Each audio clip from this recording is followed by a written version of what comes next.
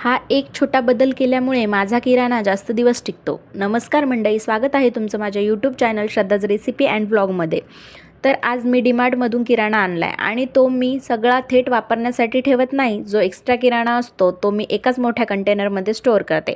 हा कंटेनर पण मी डीमार्टमधूनच घेतला आणि जो रोज लागणारा किराणा आहे तो मात्र मी छोट्या डब्यांमध्ये भरून ठेवते। जसं की डाळ, तांदूळ, साखर, रवा, पोहे हे सगळं रोज लागतं।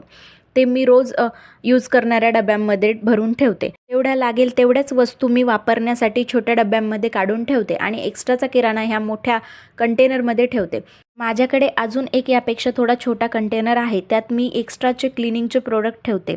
त्यामुळे खाण्याच्या सामानाला त्याचा वास लागत नाही आणि किराणा जास्त दिवस टिकतो आणि आपलं किचनही एकदम नीटनेटकं दिसतं। ही माझी सोपी पद्धत आहे।